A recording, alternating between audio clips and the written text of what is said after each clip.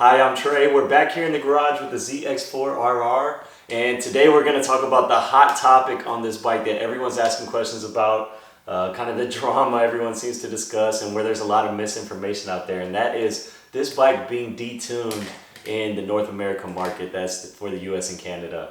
And so yes, this bike absolutely is detuned when you buy this from Kawasaki. And what I want to talk about today is how it's detuned, why Kawasaki detuned this bike in the first place. We're going to actually pull up the dyno results to be able to compare how it is as is versus once you put a tune on the bike. So we're going to be discussing that solution of how we're going to fix the bike. And then one other thing I'm going to mention is why I don't think it's a big deal. I don't think it should affect anybody's purchasing decision if this is a bike that you're considering.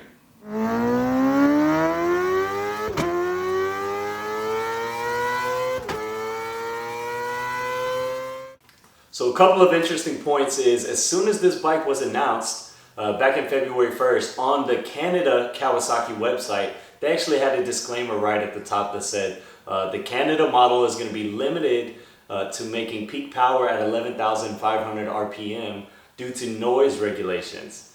And the other interesting twist is on the US market, there's just a little disclaimer that says the bike may vary on its specifications depending on each individual market. And so on the US side, there was no specification of being limited in power, being limited in RPMs, and any differences. We really have no idea. And the funny thing is still to this day, the bike has been released, people have been riding the bike, but there's no specification from the US Kawasaki websites. So we know for sure it's been limited because of noise regulations. These bikes, these small inline fours, they're known as screamers, and this one revs to over 15,000 RPM. And so that noise regulation, I guess, is something that they wanted to restrict, and that played a part in the detune. I'm going to also assume that emissions probably played some kind of a role as well. We don't know for sure until Kawasaki tells us otherwise, but which I don't expect them to. But here in the United States, you have a wide varying range of emission rules as you go state by state, with California kind of being the strictest one.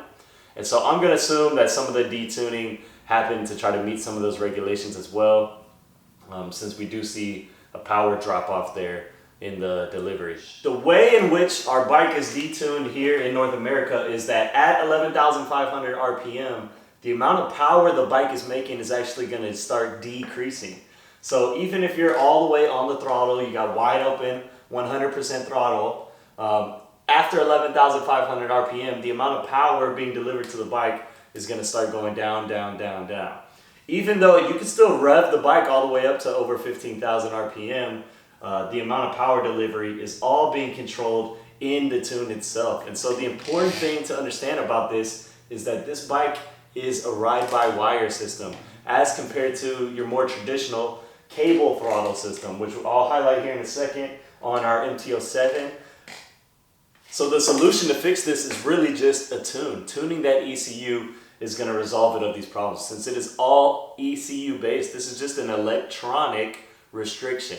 There's no part differences, the motor isn't built any different. This is an electronic restriction on the bike, which makes it very easy to fix. It's just going to need to be flashed. And whether that means you're going to be flashing the bike yourself, there's multiple tools out there to help you do so, whether that's from FT ECU or whether that's from Woolwich. There's multiple tools there, or you could just be sending your ECU off to another developer and they will have it tuned for you. To understand the way that the bike is able to restrict power like that, even if you're all the way on the throttle, you have to understand a ride-by-wire system. So on a ride-by-wire bike, when you're turning this throttle, it is just there's just a sensor reading electronically how much throttle are you giving the bike. Is that 100% throttle, 50% throttle, 75, 20, whatever the case may be. Versus on a normal bike here, if we look at our MT-07, when we turn that throttle, it is connected to the throttle cables, which you'll see right here coming out of the bar of your bike. And those will go right into your throttle. Usually you can find it here on the side, and you'll see that turn. When you release it, you'll see it snap back. You'll see those cables get pulled. What those cables do is that is actually going to open the butterfly valves inside of your throttle bodies to allow more air to be intake into the engine. And so when you turn that throttle 100% open, those butterflies are going to be wide open so that you're getting full amount of air through. Less throttle, you're going to get a less amount of air, less amount of fuel. That's of course going to be sent as well to create less power. On our ride-by-wire system, instead of you manually physically pulling that cable and opening those butterfly valves, the bike is telling it electronically how much to open that system. So even if you have this 100% throttle, the bike could be electronically limiting it. And so despite you having this full pin, the bike could say, we're only going to apply 75% throttle here. Oh, and now we're going to apply 65 and now 50 and however the bike is tuned to deliver that power. And so that's why after 11,500, even if you have the bike full pin, it's going to just continue to make less and less power because it's going to be electronically limited in that actual opening of those butterfly valves in your throttle bodies. Okay, so now we're going to look at an example of some dyno results. So we're going to see both before and after a tune has been applied to the bike. I'm using some of the results that Graves has shared publicly, and so hopefully they don't mind me sharing this. I'm going to spend a couple $1,000s with them here pretty soon, so hopefully they don't mind me sharing. But here what we see here is dyno results that Graves produced on the ZX4RR. And so the red line that we're going to see down below is going to be the stock bike as it exists from the factory.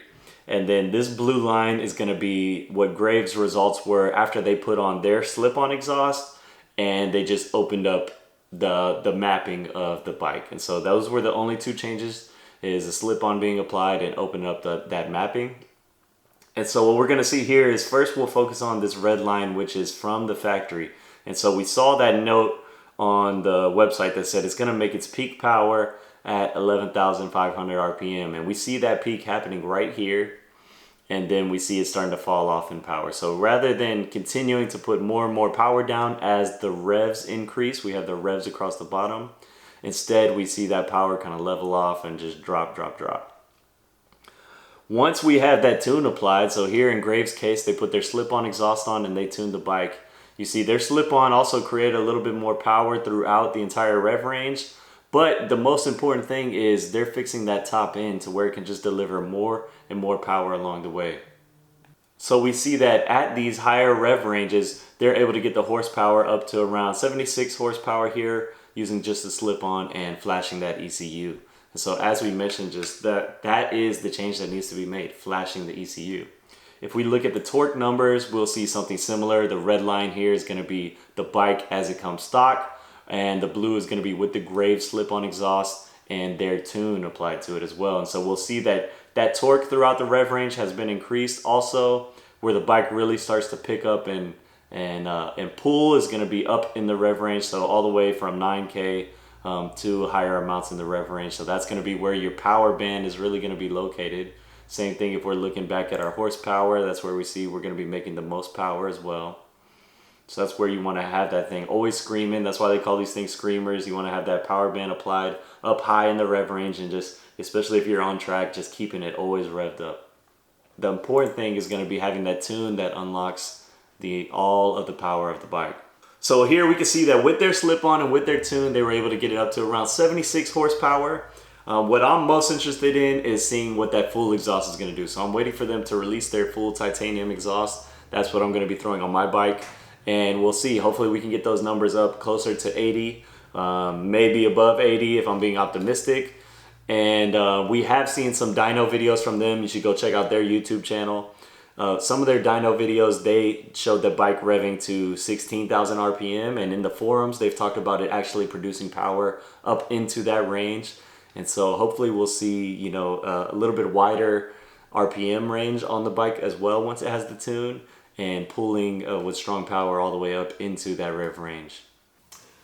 The last thing I want to mention is, why do I think this is not a big deal, the fact that our bikes were detuned from the factory? Yes, it's disappointing, but I don't think it really matters at all, because I think anyone that was buying an inline 4 small cc screamer like this was going to replace the exhaust. Nobody was going to keep a modern super restrictive exhaust on these bikes. Everyone got it to be able to rev it all the way out, hear that thing scream, use the full amount of power that the bike has, since it is in a lower range than, you know, ZX10, ZX6, those type of things. Really use that power, hear the bike scream. So everyone, I expect to replace that exhaust anyways. And when you do that, you should be tuning your bike regardless. So you're now changing, you know, that's a lot less restrictive exhaust once you install it. For example, we're gonna be installing a Grave system on here. It's gonna be a lot less restrictive, and you're gonna wanna change your air-fuel ratios, and you're gonna wanna change some of the way the bike is delivering that power. And so a tune is always gonna be something you're gonna do anyways.